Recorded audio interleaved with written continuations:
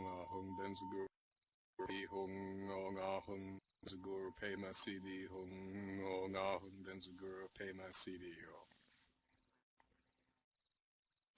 Hello everyone, thank you very much for attending my weekly Saturday Dharma talk. I'm just going to reposition my cat. There we go. Okay, now he's good. Today we're going to do something a little bit different than previous talks, but before I get into that, let me just give you my specs. There you go. If you're interested in my talks, I do post them to my blog, which is located at www.palisiddhas.com. My books are also available for purchase, both from the blog and also you can go direct to chronikerpress.com at www.chronikerpress.com. And if you're interested in following excuse me, my activities in Second Life, you can join the Dharma Transmission to the West group, and I do post messages. The that I post to Buddhist Center, I also post to the Dharma Transmission to the West group, and also if activities are not specific to the Buddhist Center, I may post it in that group only and not to the Buddhist Center group. So if you're interested in following me in other contexts besides the Buddhist Center, you might be interested in joining that group. Today we're going to do something a little different. In 2001, I wrote a paper for a course actually that I was doing. I got 110% for it on the subject of the Tao Te Ching, which of course has had a significant influence on Buddha Dharma in Chinese and East Asian Buddhism. So while not specifically Buddhist, Taoism has really become a component of Buddhist philosophy in many schools, especially Mahayana, and even in Tibet has influenced Tibetan Buddhism as well, despite the rather checkered relationship Tibet has had with China. Not just recently, actually. It goes right back to King Traisan Tseten and the original acceptance of Buddhism in Tibet, when they specifically repudiated Chinese Buddhism in favor of Indian Buddhism, but however that is a different topic. So the talk should take about 40 minutes to an hour, depending on questions. Please raise your questions as they occur to you rather than waiting till the end of the talk. It is, in some Dharma talks, it's customary to wait to the end of the talk to ask your questions. However, I prefer it if you ask your question when it arises in your mind, when the matter that you're asking about is fresh in everyone's mind. And yes, some Taoist traditions did actually try to come together with Buddhism. That's true. Now I've lost my train of thought. I did have another point I was going to make, and note cards. I do have, this talk is available. I did get a question about note cards. This talk will be available on note card at the end of the talk. If you would like a copy, please send me an IM at the end of the talk, and I'll be happy to provide you with a copy. They are done now, so it won't take me very long to reply. So let's proceed.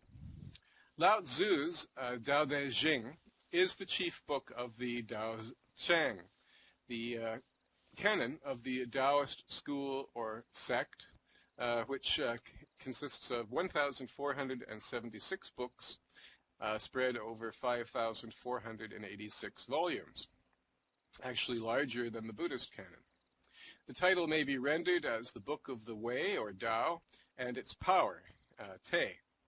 The oldest extant copy is dated to between 195 and 206 before the Common Era, but it is surely older than that. Western scholars judge it to have been written no sooner than 400 before the Common Era, which, if you've attended my other talks, you'll be aware that modern scholarship now places the death or passing on or parinirvana or paranibbana in Pali of the Buddha to around 400 before the Common Era as well. In Chinese custom, it was written by Lao Tzu or Lao Tzu, sometimes it's spelt, 500 or 600 years before the Common Era, so somewhat older. Just as with the Buddha, the traditional dates of the Buddha are older than those which are accepted today. The same is true of Laotse. But the teachings of the Tao Te Ching are surely much older than the text itself, which is a digest of old teachings going back to the primal Proto-Eastern or Proto-Himalayan Pan-Wisdom Center, and we'll be discussing that. The name Laotse, or Laotse, means the old child. There's a picture of him on the slideshow right now, and it was likely given to Laotse after his death. Legend states that he was born with white hair, but it may also refer to his simple nature. He is also known as Lao Tan or Lao Er. In Chinese custom, Laotse was born in 604, before the Common Era, and thus was an elder coeval of Kung Fu Tzu, or Confucius, who was traditionally born in 551, before the Common Era. He was born in Huxian, in the state of Chu, now known as Honan Province, in southeast central China. During his life, he was employed by the king of Chu as his record keeper, or archivist, as it is sometimes put. At that time, that job involved the keeping of sacred books, such as the Jing, and was linked with fortune-telling and star lore, or astrology. Laotse tired of court politics and retired at an advanced age. Laotse went west to the border where Yin Ci, also known as Kuan Yin Tzu, the warden of the mountain pass of Xianku, saw him. That he was seen and stopped shows that Laotse was already well known. Yin Ci would not allow Laotse to pass till he had set down his wisdom in a book, lest it be lost. Impressed by the warden's faith, Laotse paused for 2 days to write down the 5,000 signs of the Tao Te Ching, also known as the text of the 5,000 signs, although in fact the number of signs is between 5,000 and 6,000. In Lin Yutang's English version, and that is the version, that is the translation of the Tao Te Ching that I'll be using throughout this talk. So anytime I quote the Tao Te Ching, I'm in fact quoting Lin Yutang's version. This works out to about 8,000 words. Right after this, Laotse departs from any formal annals. Some say he went to India, where he taught the Buddha, who was traditionally born in 566 or 563 before the Common Era, which would put Laotse in his 60s or 70s. However, as I mentioned, these dates are not accepted by Western scholars. However, the teachings of the Buddha, as set down in the Pali Canon, look like the teachings of the Tao Te Ching in many instances. And so the study of the Tao Te Ching is very valuable if you're studying Buddhism, because it allows you to see an exposition of similar concepts from a different point of view. Others say that he became a recluse, living on the sacred mountain range called Kunlun on the eastern border of Tibet. And in Tibetan custom, the pre-Buddhist Bun faith of Shenrab Miwo comes from Laotse. Some Western scholars doubt that Laotse was a real person, but there is nothing far-fetched in the basic story, and the point of view of the work itself is both novel and unique, and it does have an internal consistency to it, which does suggest an origin in some unique source, one sort or another. Phoenix Aglow says, Tibetans have a tradition that Laotse became the Bodhisattva Manjushri, linking Buddhism with the I Ching. It sounds plausible, as plausible as a tradition, a Tibetan tradition. I don't know it specifically, but it does seem like a kind of association that Tibetan Buddhism might make. Dzogchen and Padmasambhav, of course, do appear to have been influenced by Chinese philosophy, or perhaps not influenced by, at least very consistent with Chinese philosophy, as is the present Dalai Lama, who actually, despite the difficulties in Tibet, expresses deep respect for the tradition of Chinese Buddhism, which of course is older than Tibetan Buddhism. Dalai Lama is very non-sectarian and eclectic in his basis. Most scholars do believe that Laotse was a real person, perhaps the founder of a school, the teachings of which were handed down and gathered in the Tao Te Ching by those who came after. Perhaps, in fairness, this is the truest view, since someone clearly wrote or compiled the Tao Te Ching. The Tao Te Ching is made up of 81 chapters in two parts. The first 37 chapters, and when we say chapters, we're talking about short poems here, rarely longer than a page.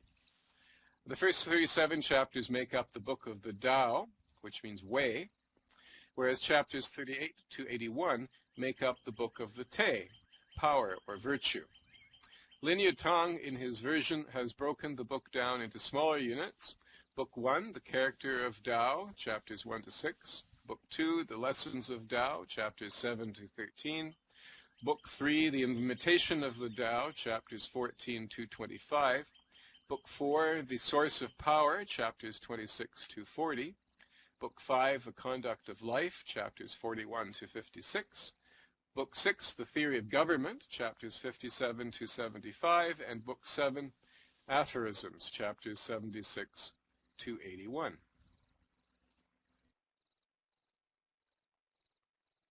The Tao Te Ching presents a subtle and complex system of thought with many aspects. 6 major skeins of meaning can be seen in its complex linked maxims. The major concerns of Laotse fall into 2 groups of 3 topics. The first group refers to the world, being, cosmos, and what might be called cosmic or sacred time. The second group refers to people, ethics, the state, and the life of the spirit. What these topics mean for Laotse will be discussed in this paper, in this talk. These skeins of meaning combine to form a profound worldview which still allures and puzzles people. Many English versions of the Tao Te Ching have been written. According to Mircea Eliade, the Tao Te Ching is, quote, the most profound and most enigmatic text in all Chinese literature, unquote. The chapters of the Tao Te Ching may be studied together, given the scheme just discussed, to grasp their linked meanings better. So we'll start off by discussing the truth of being. The famous first line of the Tao Te Ching, quoting the Tao that can be told of is not the absolute Tao, the names that can be given are not absolute names, unquote, abstracts the vital message of the book itself.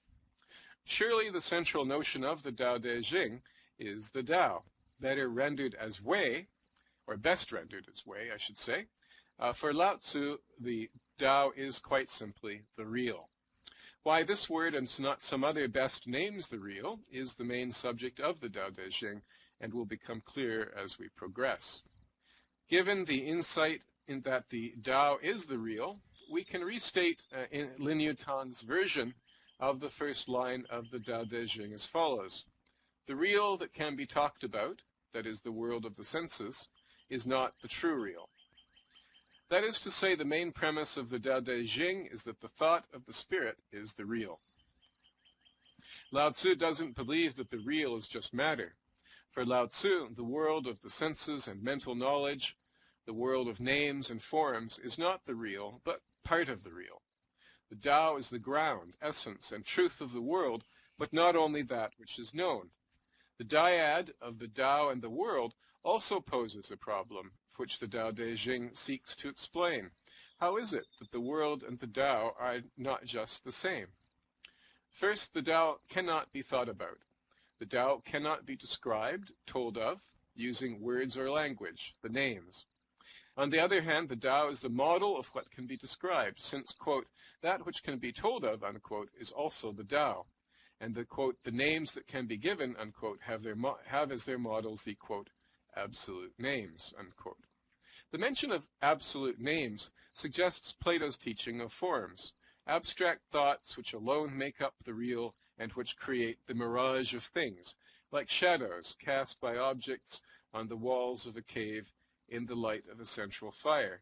And if you're interested in reading the philosophy of a contemporary Neoplatonist grounded in quantum physics, I do recommend Whitehead's Process and Philosophy. It's a difficult book, but very interesting in view of the Asian wisdom. Because the Tao cannot be thought about, it cannot be known.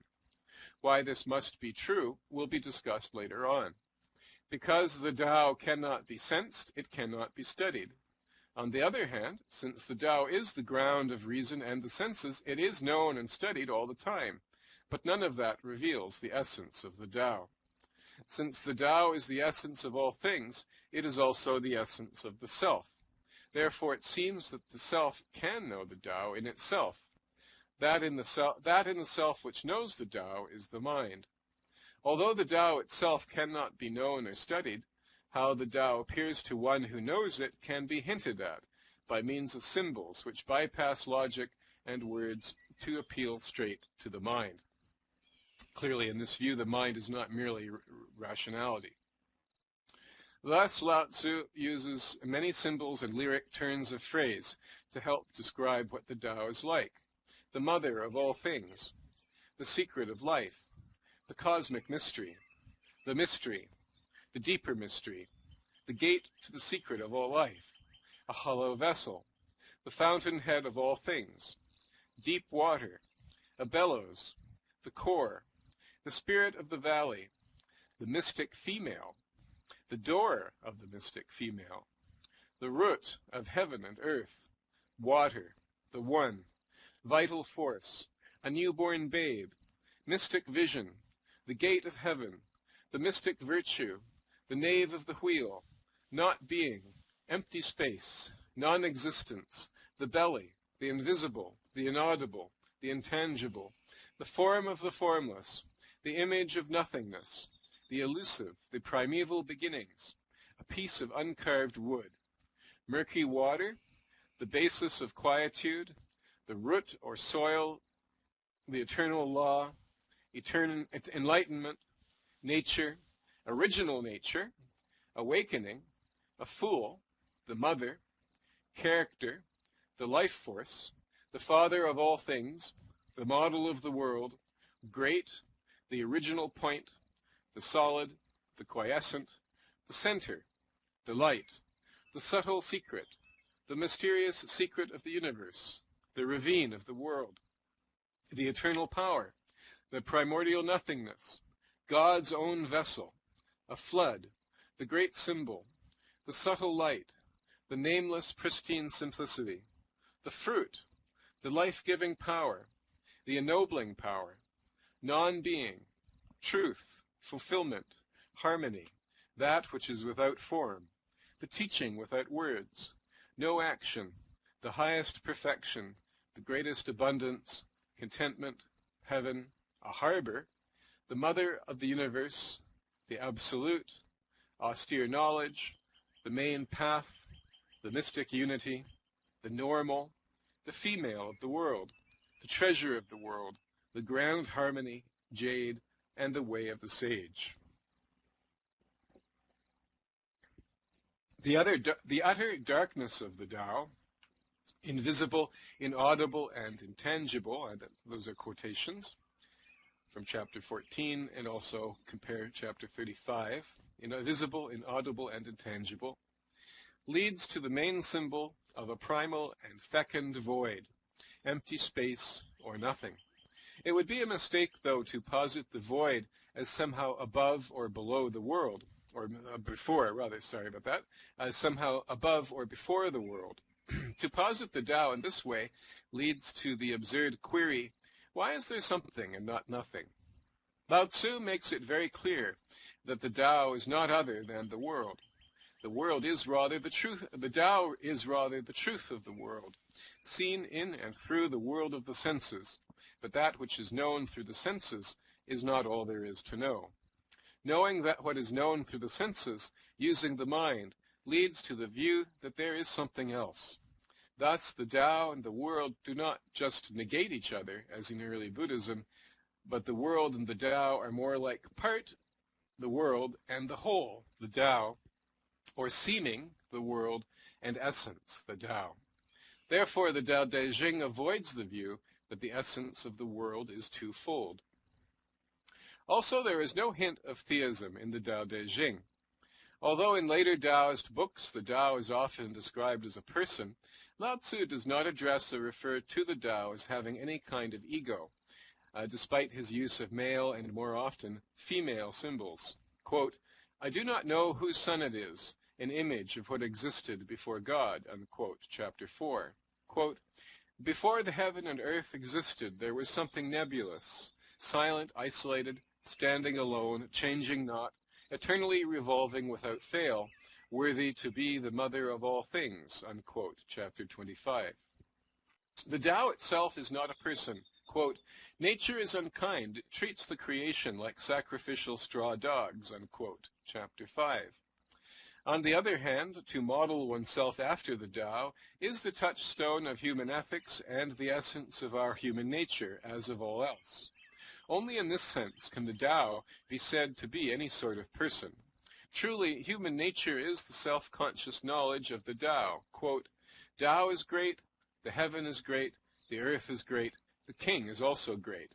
These are the great four in the universe, and the king is one of them," unquote, chapter 25.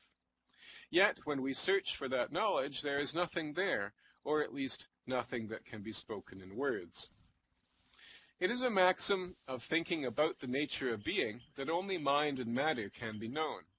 Since it is not certain that mind and matter are the same, to avoid the view that the essence of the world is twofold, one must reduce one to the other, or say that the real transcends and combines the aspects of both. Also, if one tries to reduce one to the other, one must explain how it is that they come to differ. Since neither mind nor matter implies the other as a matter of logic, the real must come first. Quote, "These two, the secret and its manifestations, are in their nature the same. They are given different names when they become manifest," unquote, chapter 1. The sameness of mind and matter implies that the essence of mind is matter, but that the essence of matter is also mind. The latter teaching has profound results. The view that mind and matter are both real is not the view that only matter is real, which holds that mind is only matter.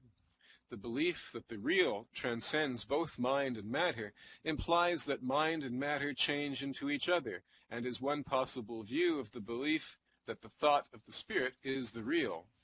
The other view is that matter does not exist as such and is only mind, matter being like the shadow of the senses cast upon the mind. The former is the view of the nature of being in the Tao Te Ching. The latter is the view of the nature of being in early Buddhism.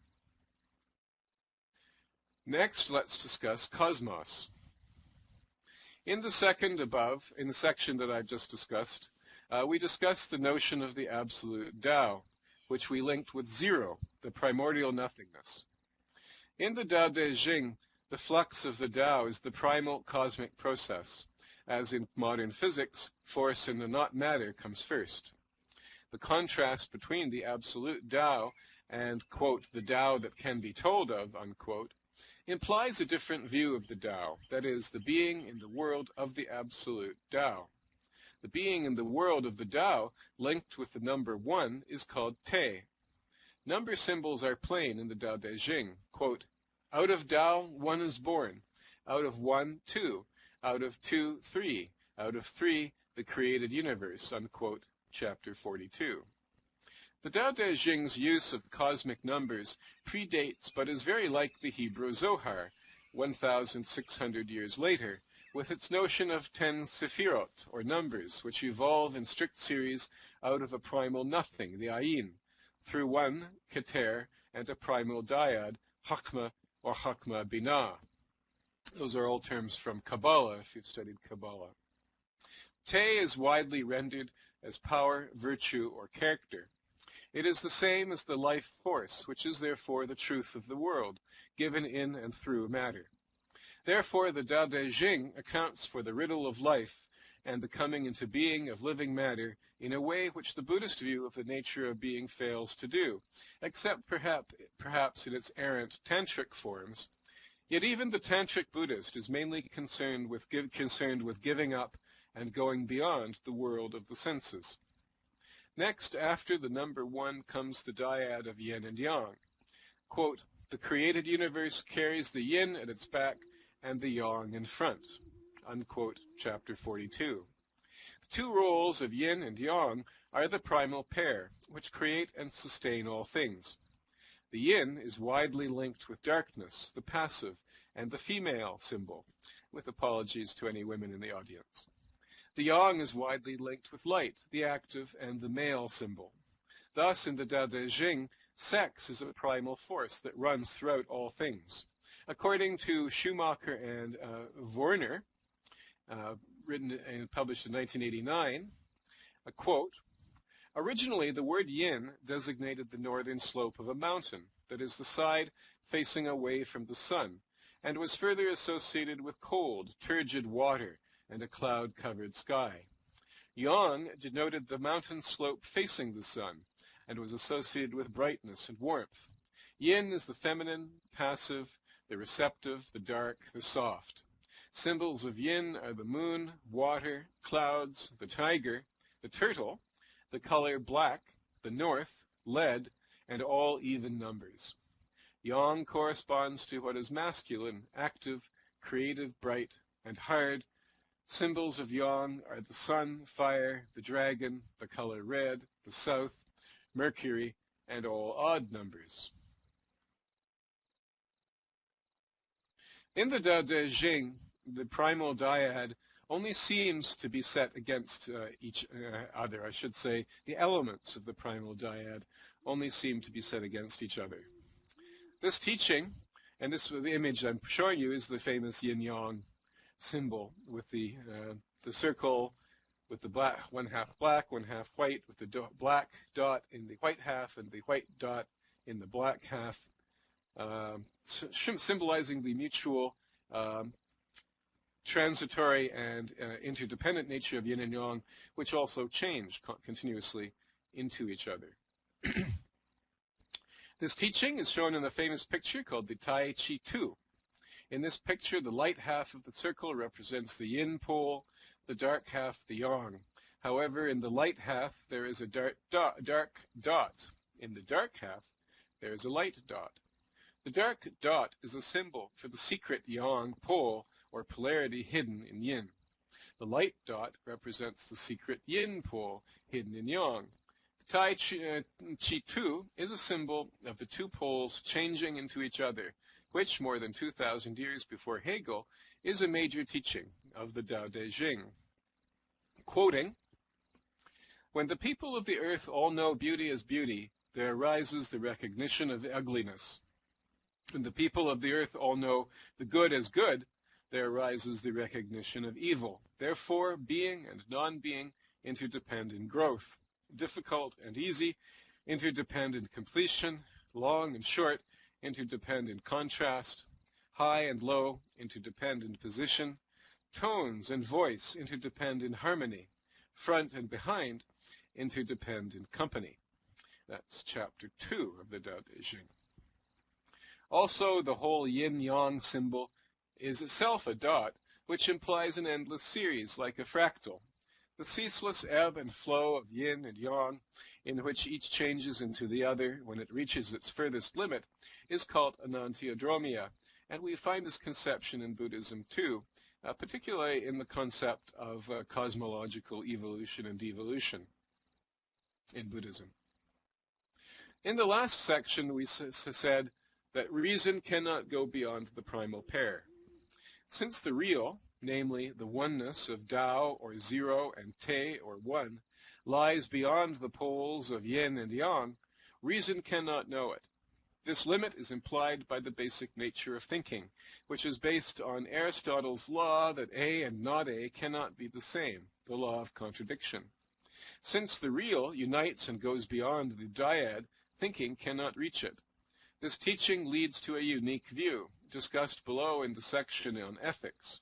Since the Tao is the essence of the self, it also implies that there is a higher function of the self than reason or sensing. The congress of the primal pair impelled by the guiding power of the te and the real, leads to the flux of things that is the story of the world. The congress of the primal pair results in ever greater flux, which, still working out the basic law of yin and yang, appears as the two poles of heaven and earth.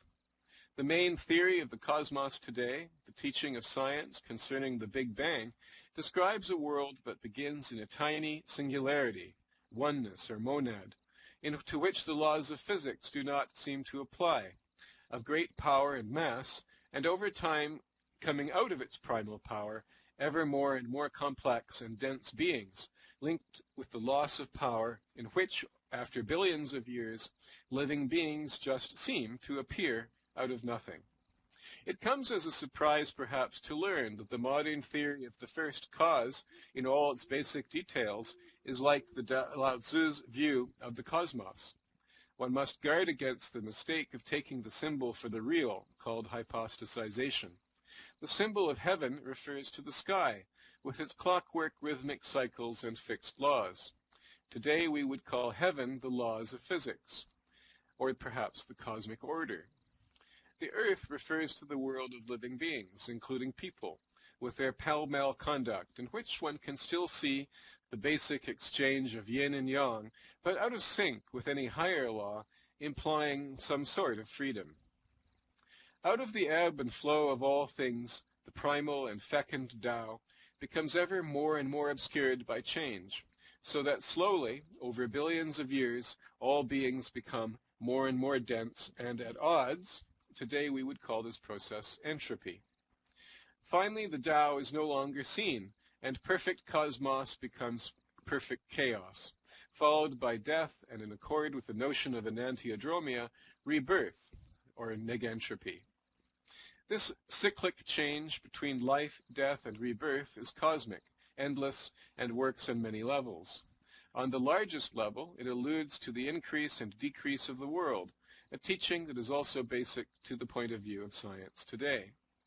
On the social level, it alludes to the rise and fall of cultures, and on the level of the person, it alludes to life, death, and rebirth after the law of karma.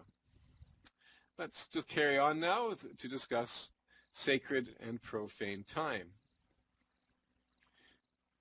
In the last section, we described the flux of the Tao as a process of growing darkness. It follows from this teaching that time itself is debased. This was surely the view of Laotse, who says that the rise of manners, linked with the Confucian cult which he opposed, but which today we might call secular humanism, with, quote, the decline of the great Tao, unquote. That's from chapter 18, compare chapter 32. Thus, the Tao Te Ching is mainly concerned with how to return to the primal human state, which is, ipso facto, perfect. Once again, we must guard against hypostasizing this teaching into a theory of a perfect earthly state. The legend of Shambhala comes to mind, or Shambhala. Or a theory of a primal, divine, soft-boned human race of the north. See, for instance, Evola, for neither of which there is any historical basis. The basic teaching here is that the perfect primal human state occurs outside time. The Australian blacks have a like notion in their teaching of the dream time, a primal state of oneness with nature, livened by primal forces and symbols, from which people have devolved and to which they should seek to return, and will when the flux of time has reached its furthest limit. According to Laotse, this primal state of oneness with the Tao has many useful values, including order, goodness, wealth, and wise rule, whereas the flux of the Tao throughout time results in their reverse, chaos, greed, lack, sickness, and bad rule, all increasing. Quoting from the Tao Te Ching again, from chapter 39, "There were those in ancient times possessed of the One. Through possession of the One, the heaven was clarified. Through possession of the One, the earth was stabilized. Through possession of the One, the gods were spiritualized. Through possession of the One, the valleys were made full. Through possession of the One, all things lived and grew. Through possession of the One, the princes and dukes became ennobled of the people. That was how each became so. Without clarity, the heavens would shake. Without stability, the earth would quake. Without spiritual power, the gods would crumble. Without being filled, the valleys would crack. Without life-giving power, all things would perish. Without the ennobling power, the princes and dukes would stumble." Unquote. Laotse also refers to how, quote, "the wise ones of old," unquote, look from the point of view of the modern base epoch. Quoting again from the Tao Te Ching, chapter 15, "The wise ones of old had subtle wisdom and depth of understanding, so profound that they could not be understood, and because they could not be understood, perforce must they be so described. Cautious, like crossing a wintry stream. Irresolute, like one fearing danger all around. Grave, like one acting as guest. Self-effacing, like ice beginning to melt. Genuine, like a piece of undressed wood. Open-minded, like a valley, and mixing freely, like murky water." Unquote. It does not follow from our caution above that a primal human culture did not flourish. The standard protest against the presence of such a center is that there are no hard facts. But by Laotse's own account, such a culture enjoyed a state of perfect oneness with nature and may have left little or no trace. This is even truer if it is hundreds of thousands or millions of years old. Current knowledge says that fire was discovered about 600,000 years ago, so we know human beings have been sentient for at least that long, instead of tens of thousands of years, or small and local, or it may represent an astral non-earthly culture which was reborn on this planet. In a recent talk, the Dalai Lama said that to see Shambhala, for example, one must be able to move faster than the speed of light. Absence of proof is not proof of absence. What do we really know of the inner state of the first people?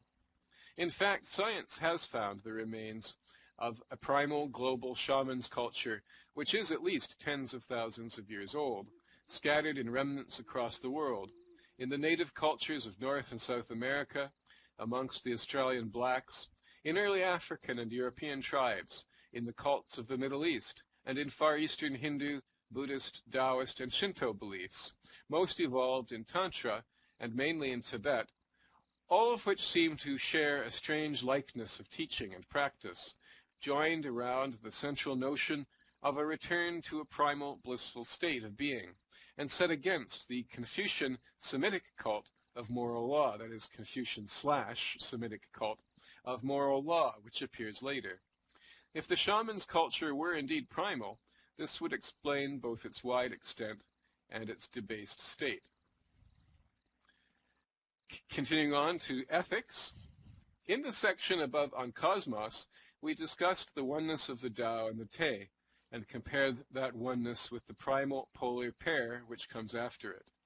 For Laotse, ethics consists in copying the highest, the Tao. Therefore, good and evil are not always against each other, nor are ethics alone enough to be saved. Quote, "Between ah and ow, how much difference is there? Between good and evil, how much difference is there? That which men fear is indeed to be feared, but alas, distant yet is the dawn of awakening." Unquote. Chapter 20. Quote, "The good man is the teacher of the bad, and the bad man is the lesson of the good." Unquote. Chapter 27. Quote, "Tao is the mysterious secret of the universe, the good man's treasure and the bad man's refuge. Though there be bad people, why reject them?" Unquote. Chapter 62. Quote, "The good ones I declare good, the bad ones I also declare good." Unquote. Chapter 49. It follows that the Tao is beyond good and evil, and can appear to the world to be good or evil after the point of view of the subject. And since most of the world is no longer aligned with the Tao, it brands as evil what it does not know. Thus, there are no moral laws or rules that are always true. The sheer genius of such a teaching only needs to be pointed out. that it does not follow that evil is always really good is clear from a close reading of the Tao Te Ching, which contains accounts of Taoist ethics after a second notion, which follows from the cosmic teaching of the oneness of the poles, that the world responds to one as one responds to the world.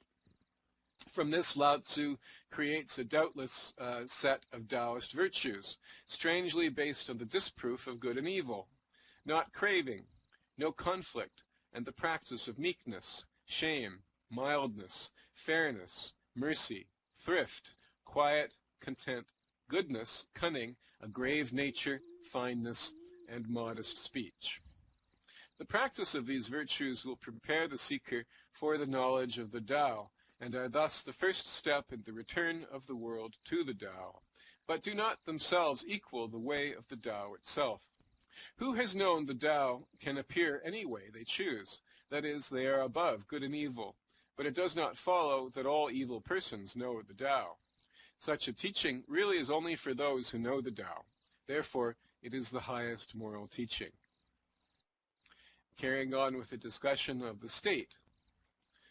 The Tao Te Ching is rare amongst sacred books for talking about the art of good rule.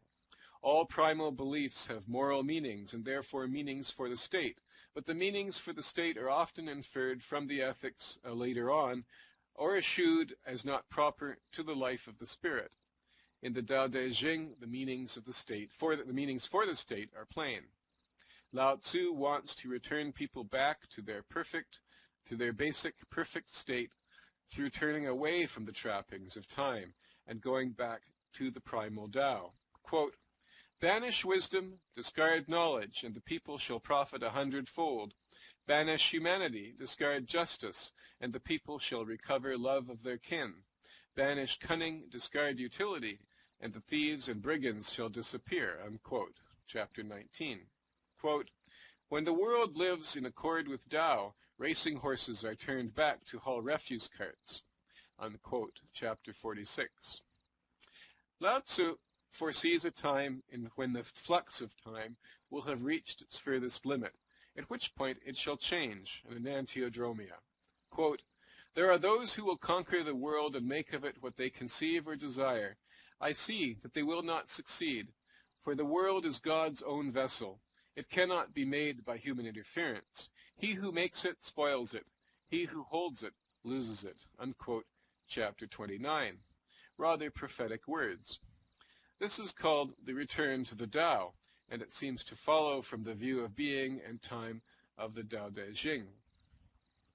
The Tao Te Ching clearly sees that the people and the rulers complete each other, and therefore posits the need for a ruling class, with the same kinship between the people and the rulers as between yin and yang. Quote, "The nobility depend upon the common man for support, and the exalted ones depend upon the lowly for their base." Unquote. Chapter 39. The ruling class shall aspire to know the Tao, and their leaders should be those who have reached this knowledge. Quote, "If princes and dukes can keep the Tao, the world will of its own accord be reformed." Unquote.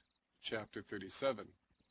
They shall rule by means of Taoist ethics, subtly, behind the scenes, with low taxes and with great cunning and mildness, almost hidden away. The people shall be the makers of the wealth of the land, simple, scattered, untaught, and free. Complex machines are given up. Quote, this is from chapter 80. "Let there be a small country with a small population, where the supply of goods are 10-fold or 100-fold more than they can use." Actually,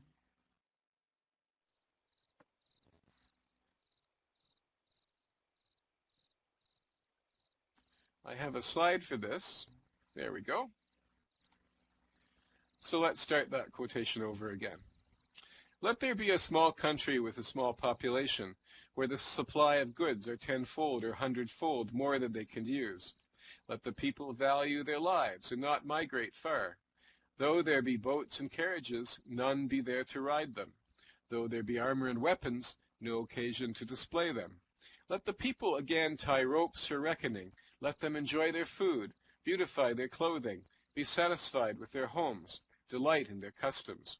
The neighboring settlements overlook one another, so that they can hear the barking of dogs and the crowing of cocks of their neighbors.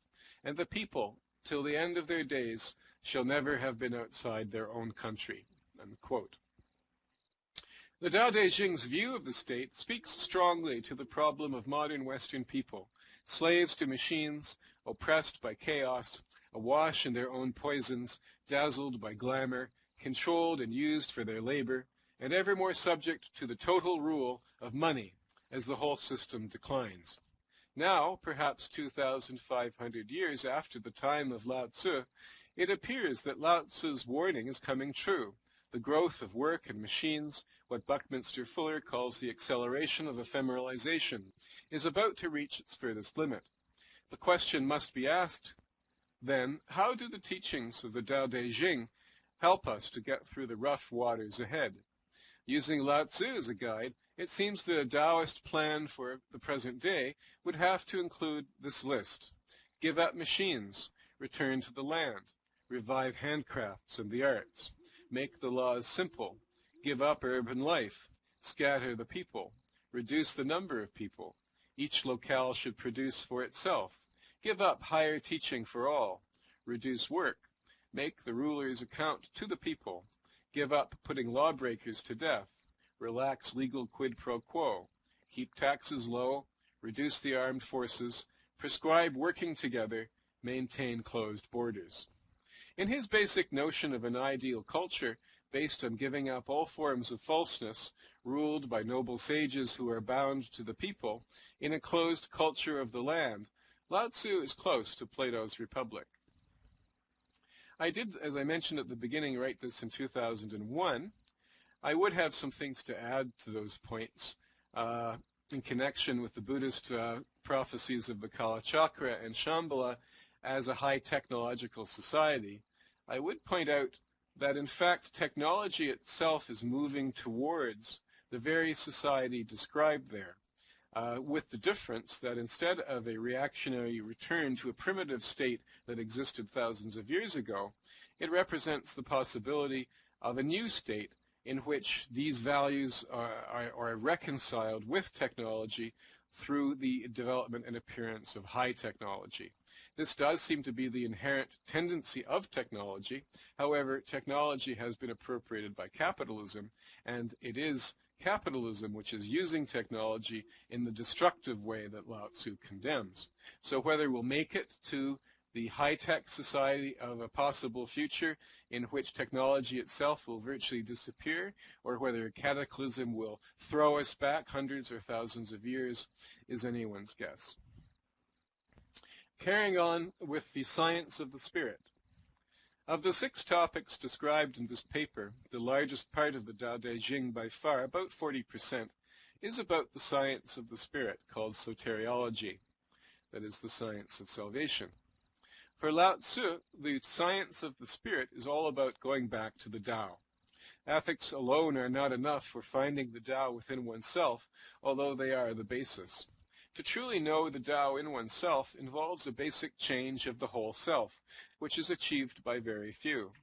For those who do achieve it, Laotse says that one will enjoy nothing less than the knowledge of the real, health, long life, and the deathless state after the death of the body. About the nature of the deathless state itself, Laotse is silent. The deathless state is only for those who have achieved at-one-ment or atonement. I'll just put that word in the chat so you can see the little double entendre that I'm making there. It's pretty clever. It's not actually my invention. It was used by Evans Wentz, and I think it's a very clever way of associating the concepts of atonement or salvation with at-one-ment or becoming one, which of course we also find in Buddhism in the concept of samadhi. In any case, the deathless state is only for those who have achieved at-one-ment with the Tao. As to what one is in one's essence, that will become one's fate at the moment of death. Quoting, "He who follows the Tao is identified with the Tao. He who follows character, or te, is associated with character. He who abandons Tao is identified with abandonment of Tao. He who is identified with Tao, Tao is glad to welcome him. He who is identified with character, character is also glad to welcome him. He who is identified with abandonment is also glad to welcome him. Unquote, chapter 23. To achieve at-one-ment with the Tao, Laotse prescribes a number of tasks, very like our talk above of ethics, but applied inside rather than outside. Of these, the first and foremost is doing nothing. And doing nothing is an interesting phrase. The emphasis is really on the first word. It's not doing nothing, it's doing nothing. Quoting, "The student of knowledge aims at learning day by day. The student of Tao aims at losing day by day. By continual losing, one reaches doing nothing, laissez-faire. By doing nothing, everything is done." Unquote, chapter 48. Doing nothing does not mean stasis, but rather no conflict, even while living in the world. One cannot give up the world, since it is also Tao. Allow life to move in accord with its own nature, and all things achieve the nature proper to them, and all things, oneself and the world, to the extent that one is part of it, become perfect.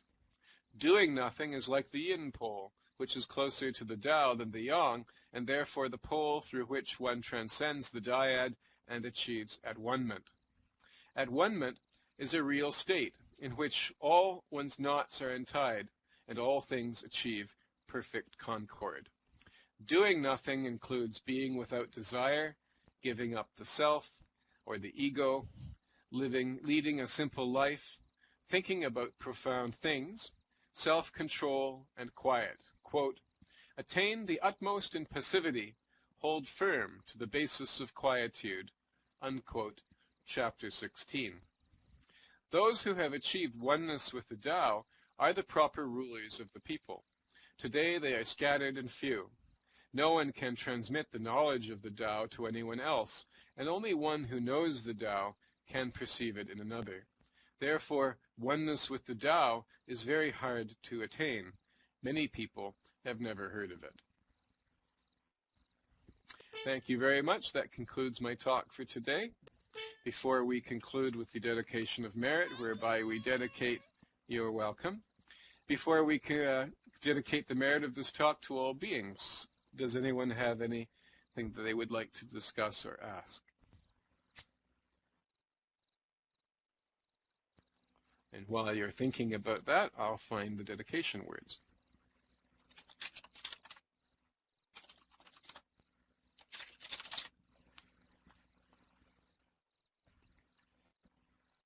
Your catwalk on your keyboard?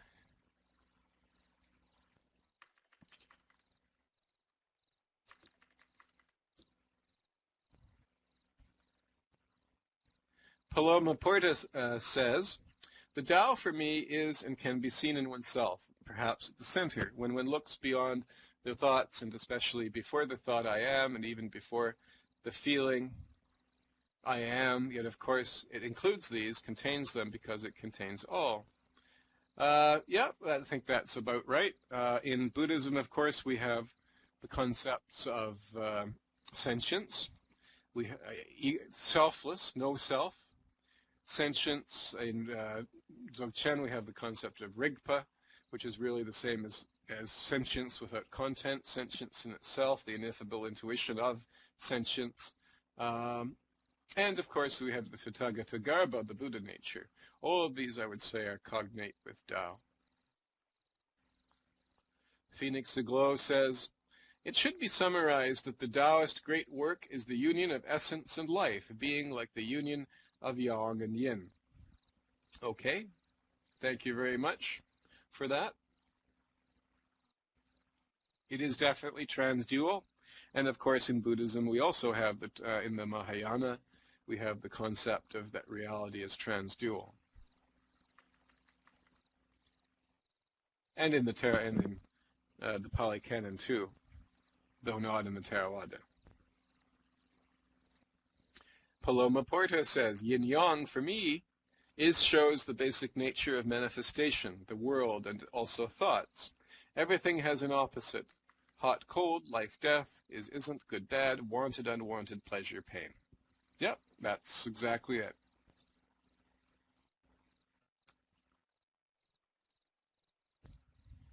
Any other questions or discussion? Oh, I see. Jospe says, teachings always seem to place man as creator and created too.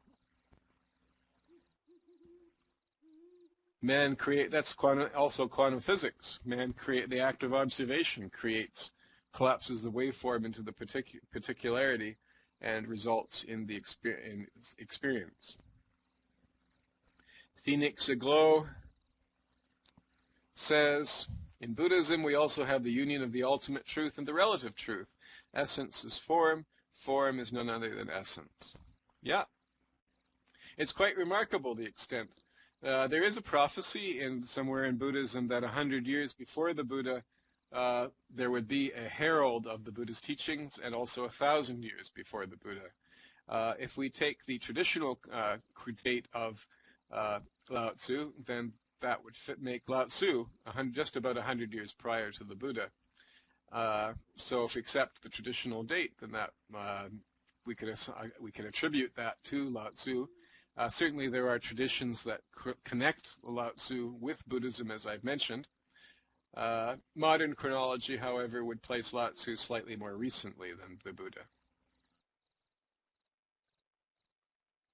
But not so much more recently that Buddhism influenced Taoism.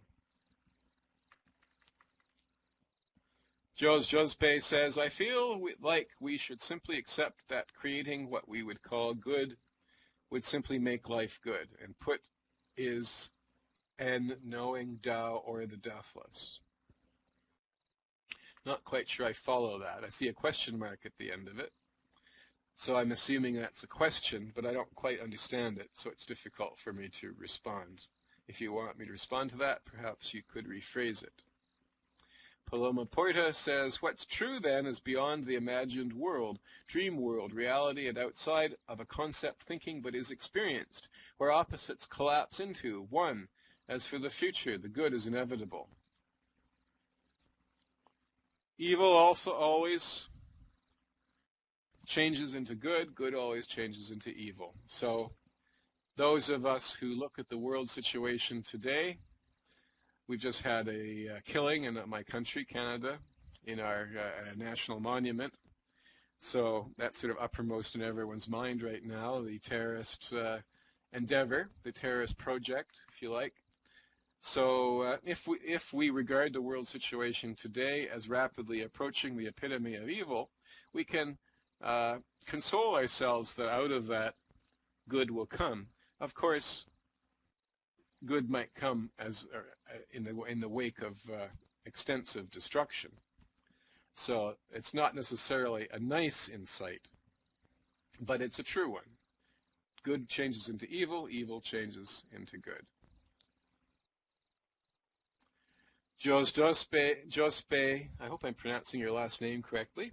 Jospe asks, is it so that being a good person is the right way ahead and will, because we are creators, create a world in one-ment with Tao? Well, that's an interesting point, because what does it mean to be a good person? Certainly, there are traditions where being a good person means going out and killing people that you regard as evil, not something that Laotse would recognize as good. So there's the dyad exists within each of these concepts as well. So it's not. So I guess my answer to your question is it's not really necessarily true that being a good person will create a world in one-ment with Tao. However, being a good person in Taoist terms, if extensively practiced, will result in a world in one-ment with Tao. Yes. And that's really what the purpose of the Tao Te Ching is. As I mentioned, it's divided into two parts. The second part is really politics. It's called the Book of the Te. Te means virtue, power, empowerment, really. The empowerment of virtue, which comes from the Latin word virtus, meaning manliness. So virtue, empowerment, righteousness, character, but also pertains to the political, whereas the first part of the Tao Te Ching is concerned with metaphysics or mysticism, if you like. So this is exactly the point that Laotse is making.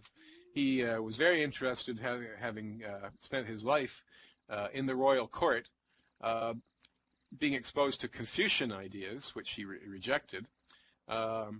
He was very interested in the problem of the state, and this is a principal preoccupation of the Tao Te Ching. I did say in the talk that Taoism is somewhat unique in this respect, in that it posits a political philosophy. I'm not sure I would say that now, 13 years later. I think it's pretty clear that Islam has a political philosophy. I think it's pretty clear that Judaism has a political philosophy. I think it's pretty clear that Buddhism has a political philosophy. Certainly Confucianism does. So there are certainly other spiritual philosophies which also have political implications.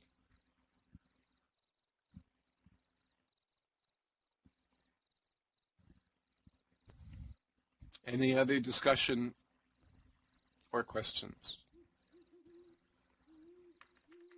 Paloma Porta says, I would say yes, Joss, in the way that you mean. Good is compassion and love. Compassion and love, why not?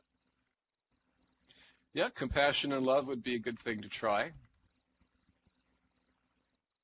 Argus Portal says, sometimes maybe, that mankind cannot live without law. Many people are too stupid for that. Laotse is not saying there should be no laws. He's saying that laws should be basic and essential, and in accordance with Tao. I don't think he talks about rulers. He's not saying there should be no rulers, and if you have rulers, you have laws. He's not saying there should be no state and no political organization. He's not an anarchist, although Taoism is often taken by anarchists as a manifesto. In fact, it's not quite anarchy, because he is positing a state.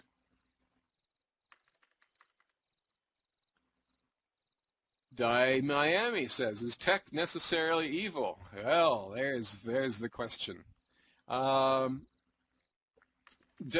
Tzu, of course, he was writing in a different age, does imply that technology is evil. He does imply that. And that has been taken back to naturists and people who want to turn the clock back to a prior state of human civilization as a credo for them. However, we do see in the evolution of technology, today we see an evolution of technology from low-tech to high-tech. And what Lao Tzu says about technology is really primarily true of low-tech. As technology becomes more sophisticated, it begins to move towards at least the possibility of a transcendence of the dichotomy of the no-tech and low-tech, which is actually prophesied in the Kala Chakra in the prophecies concerning Shambhala. Shambhala, or Shambhala, is a high-tech society of bodhisattvas. So the Shambhala concept is similar to the Taoist, but a little different at the same time. Whether it's posited to manifest in the 25th century, 4 centuries hence. However, this is not necessarily destiny, in the sense that we also have the capacity to destroy ourselves during the transition. And this is a subject of a lot of discussion by people.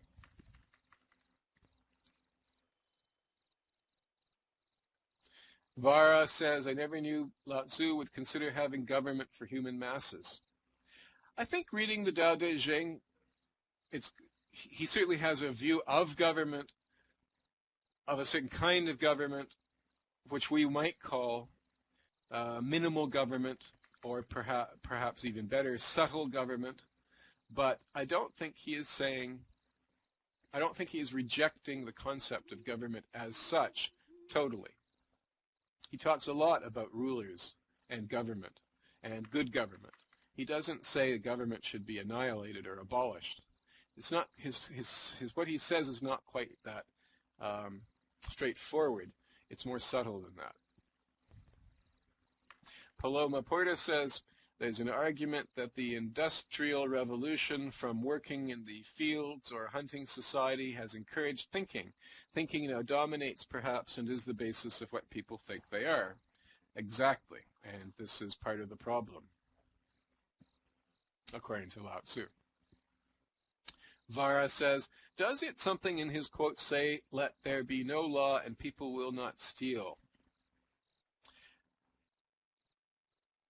Yes, he does say that. He talks about there being no law.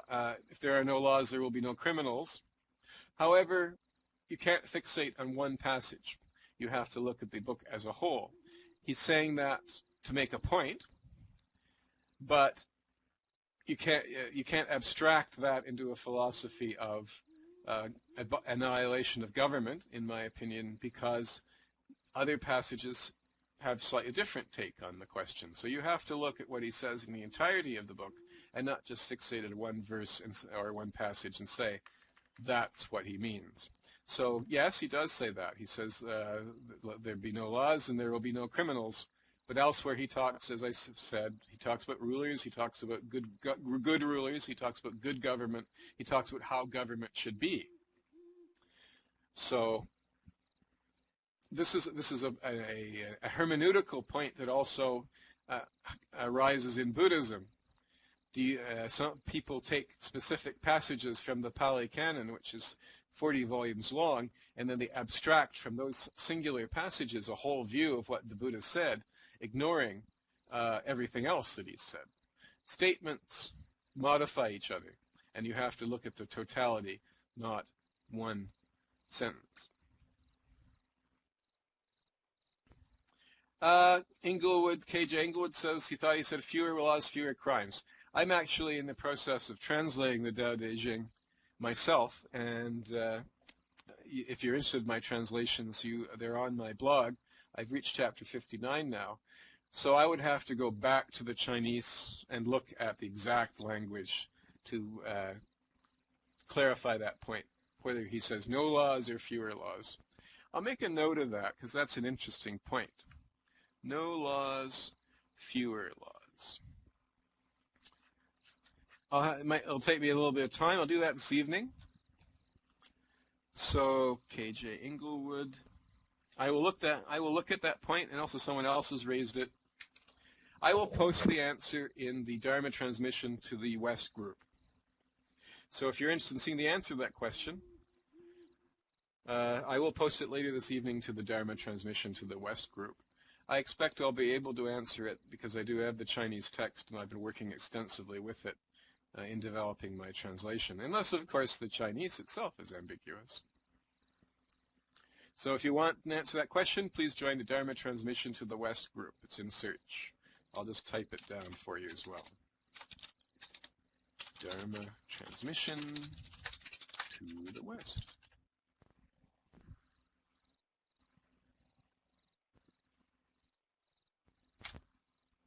Okay. The Dharma transmission to the West group is the successor group in Second Life to the Spiritual Arts Growth and Enlightenment Society, which I created when in my previous avatar, Damien Arbazu. You may notice this avatar is Damien Glendellen. I'm in my alt because my previous account had a dispute with Linden Labs, and Damien Arbazu was killed, along with all his belongings. So I don't have access to that group anymore. It does exist, actually, the Spiritual Arts Growth and Enlightenment Society. And I actually do post notices in the chat, but I wanted to be able to post notices as well for those who are interested in following my activities. So I've created a new group called Dharma Transmission to the West. So if you've joined the Spiritual Arts Growth and Enlightenment Society and would like to follow my activities, you should join the Dharma Transmission to the West. It follows my activities in Second Life outside of the Buddhist Center as well as inside. So anything that I involve, because I have been invited to speak elsewhere as well, but I wouldn't post those to the Buddhist Center group. And actually, while I'm mentioning other groups, I'll just mention that the note cards of my talks are being archived in Second Life by a Buddhist college in the Mount Everest Sim. And if you're interested in obtaining scrolls of my previous talks, they're in the Mount Everest Sim in the library. And they're there on a desk. You click them and you can get copies of many of my previous talks, eventually all of my previous talks. And I send them to them now as well as I give them. So they're archiving for all time. Since I am 60, they will continue to exist as long as the Mount Everest Sim exists anyway. Any other questions or discussion?